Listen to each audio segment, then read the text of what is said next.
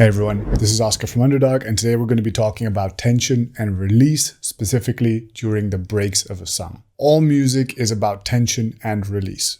All the time, you build up tension and then you release tension. This is the fundamental force that propels music forward, that keeps people interesting, and that helps you tell your musical story. Very often during the music composition process, you're going to be creating a bunch of elements that groove well with each other.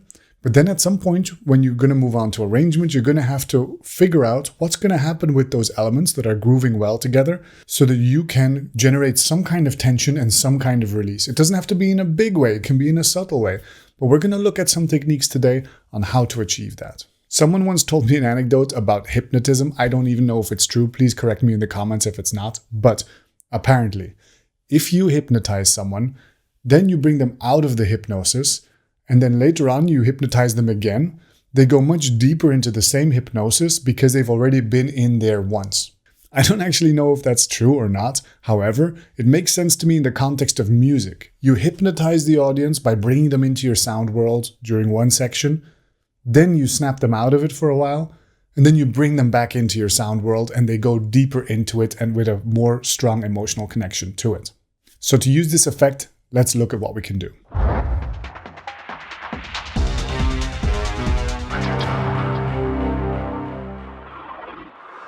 Before we go any further, like the video, subscribe to the channel, and consider signing up for one of our classes on underdog.brussels. We're an online music school, not just a YouTube channel. Before we look at the two types of breaks that we're going to look at today, I want to show you the concept of the Energy Countour. Quite simply put, what you can do with any track to analyze it is you can look at the length of the track and create a little graph in your mind, either on paper or in real life, and just draw a line that indicates how intense the song is, how intense the energy is of the song at any given moment. So on the y-axis, you've got intensity, whatever that really means. And then on the x-axis, it's just time, right? And so you'll start somewhere with the intro, like in the low area around 20%. Then the first beat will happen, and then you're like at 50%. Then you're at 60%, etc. And there's going to be these moments in the middle where you hit this plateau, and then a break will happen and the energy contour will go down. And then after the break, there will be the drop where the energy contour will go up again to a higher level than it was before. Try drawing this out for one or two of your favorite tracks to see how they're structured and how their energy flows. This might offer you a starting point also for designing the energy contour of your song. And we're going to be coming back to these energy contours when we look at the templates for the breaks. Now, break type number one is the linear break. This is the simpler one of the two. First, you start with a bunch of drums already playing in your loop and a bunch of synthesizers already playing in your loop. Before the break, they have these motifs already going. There's already a medium level of energy going on. Then, at some point, you're going to go into the break, potentially with some transition effects. You're going to go into the break, and what you're going to do in the break is you're going to take away some of the elements. Particularly, you're going to take away the kick. You're going to take away any sub-bass elements. Anything that has warm lows, you're going to remove it from the song for about however long is about right, like 8 bars, 16 bars, something like this. And over that time, what you're going to do is you're going to open up the filter of your synthesizer and you're going to increase the envelope length of your synthesizer so that it gets bigger and more epic during that buildup. This is a clear indicator to the audience that something is happening, that some kind of energy transition is taking place. And then at the climax, you give back all those low frequency elements like the kick and the sub bass. They all come crashing back in and it floods the dance floor with warm energy. And suddenly your climax has happened and you are on a higher energy level than you were before the linear break. In this model, you're taking away things, you're giving them back. You're playing with contrast, you're playing with upwards energy motion. For a practical example, in a production, this is what it could look like.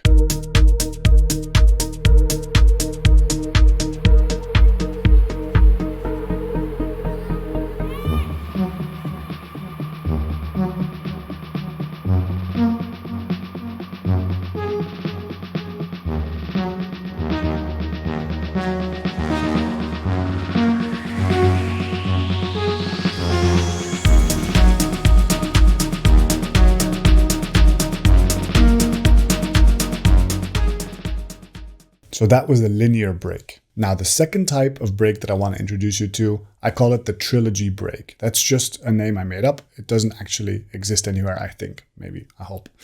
And I call it the Trilogy Break because it has 3 parts to it. It has the fall, the rise, and the hang. Let's walk through them for a second. So you start at the same place as before with some drums and some synthesizers. Then a transition happens towards the fall. What the fall is an energy reset. It's like complete silence, plus maybe a pad, plus maybe some strings, plus maybe just the vocal. And what we're doing here is we're telling the audience, shh, we're going to calm down now. We're going to just listen to this. We're going to do this now. You were dancing before, but now you're going to just sort of stick your arms up and soar and dance with the music in a very kind of a calm way. Not a lot of rhythm happens here. Maybe you're still doing your chord progression, something like that. But this is like a more intimate, low energy moment. Really, the energy contour goes all the way down. And you hold it for a while. You tell your audience, this is what we're going to do for a while. We're going to hang here for a while. Then after about 8 bars, 16 bars, however long you want to tease your audience, you transition into the rise. The rise is similar to the fall, except more things start to happen. So more synthesizers join in. Upwards motion is established again, similar to the linear break, where the filters of things start opening up, the envelopes of things start opening up. There's percussion again, rhythmic percussion. Probably not the kick yet, maybe, but probably not the kick yet. Maybe stay away from the bass elements a bit. And what you're doing is you're creating this big crescendo. So you've got rhythmical elements that are speeding up. So maybe a snare roll that maybe goes every 16th note. You've got these rising effects like lasers going, or falling effects going. You've got things basically crescendoing, everything building up until a moment of maximum complexity, until it's almost too much to bear. And then you transition into the hang. And the hang is just a moment where nothing happens. Silence. You make people feel the silence. Maybe this is the place where you put a vocal snippet, just a phrase, or a few beautiful synth notes against a canvas of silence. The audience expected the drop to already happen. So this hang is like you're teasing them, right? And then after the hang, bam, there comes the drop. And the drop can be either back to full energy, or what's also done a lot nowadays is like a dark drop where you go into just a really dark techno beat, because then you're playing with the contrast of being very high and synthesizer driven before the climax, and then after the climax going into like a dark techno beat. Check out my Techno Rumbles tutorial in case you want to make some dark techno beats as well.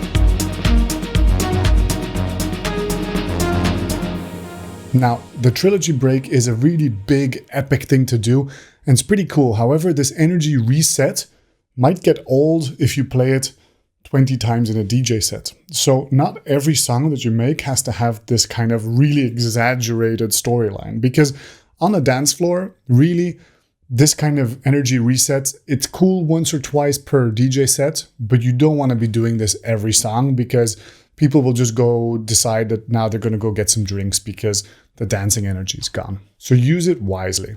As a little bonus tutorial inside of a tutorial, I mentioned earlier you can have like rising and falling lasers.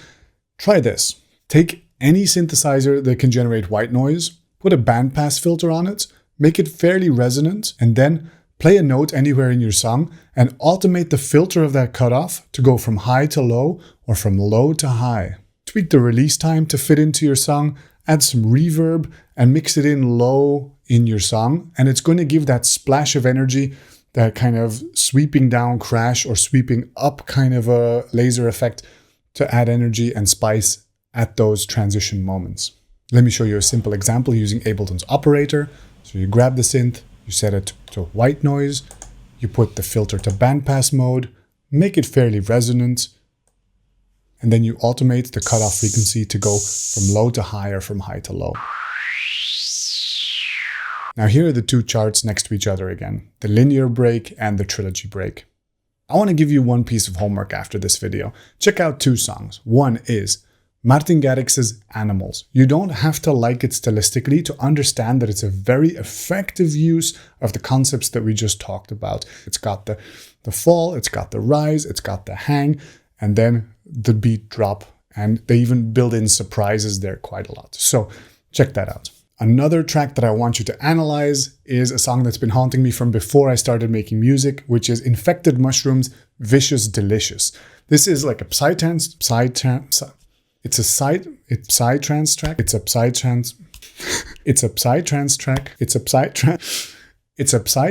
track that acts like an encyclopedia of all the different things that you can do to indicate upwards motion during a climax. It's got this never-ending climax that's almost like a shepherd's tone of transition techniques. So by the time that one transition technique reaches its climax, there's another one starting, and it just kind of endlessly goes on like that.